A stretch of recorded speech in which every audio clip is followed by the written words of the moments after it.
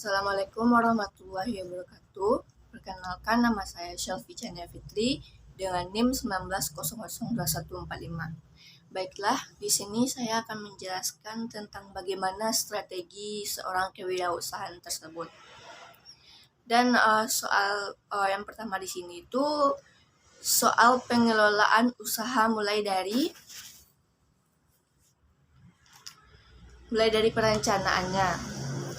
Yang harus kita pahami ialah misi, usaha, usulan, operasional, termasuk rincian strategi dan peluang-peluang yang mungkin diraih market-market yang bisa dijadikan satu daerah kekuasaan.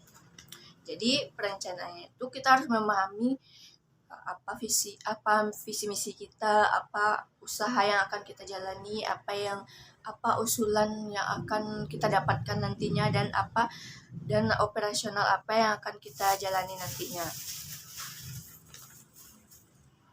Selanjutnya, fungsi dari perencanaan ini dijadikan sebagai pedoman mencapai keberhasilan manajemen atau keberhasilan kita sebagai pengambilan kebijakan untuk usaha kita sendiri, yang biasanya berupa ringkasan eksekutif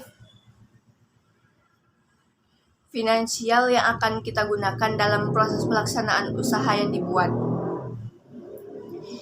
Permintaan dana kepada sumber-sumber pendanaan dan untuk mendapatkan cara untuk strategi menggunakan dana dan cara pembayaran kembalian dari pinjaman.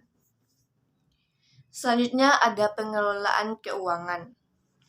Modal ini diperlukan tapi tidak selalu dengan uang kita sendiri. Kita bisa meminjam modal kepada orang lain atau ke bank, atau kita juga bisa meminjam modal kepada rekan bisnis kita yang kita ajak kerjasama. Jadi nantinya kita akan saling menguntungkan. Tapi kalau menggunakan modal sendiri kan plusnya kan kita tidak akan mengembalikan uang tersebut. Jadi kalau kita meminjam modal ke orang lain, pasti nanti kita akan kembalikan uang modal itu kepada yang punyanya lagi kan.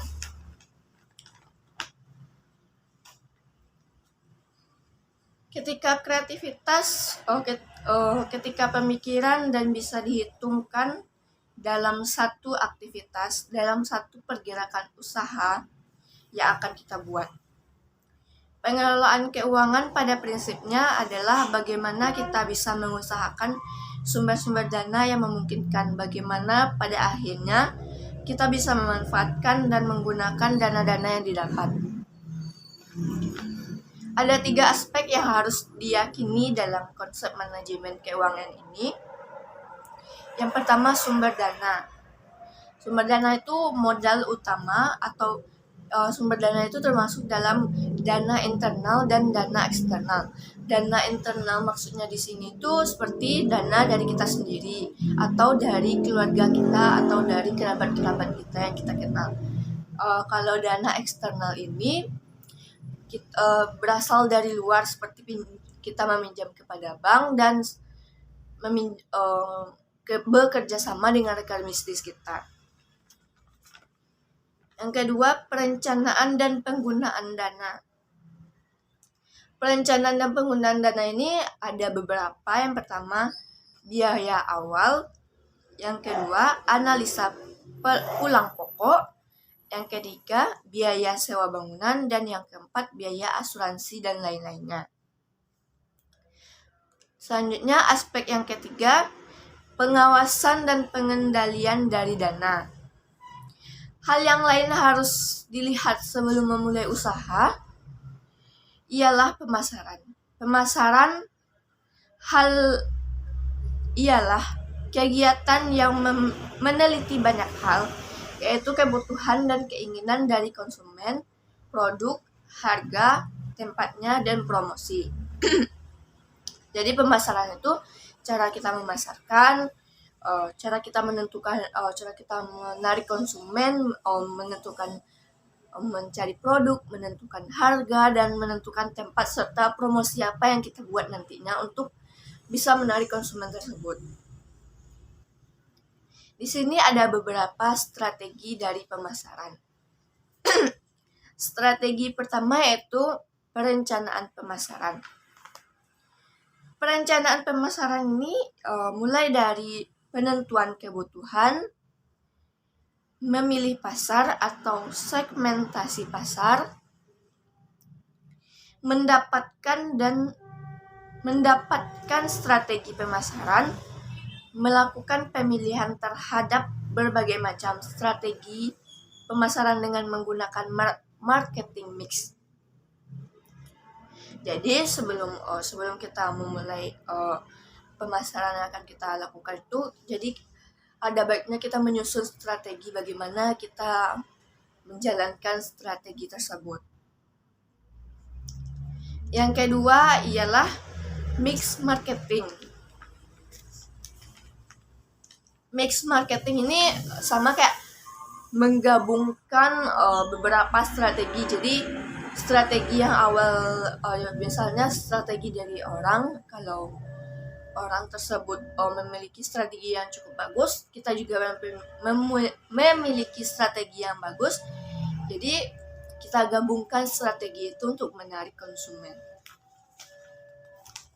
Dan strategi terakhir ialah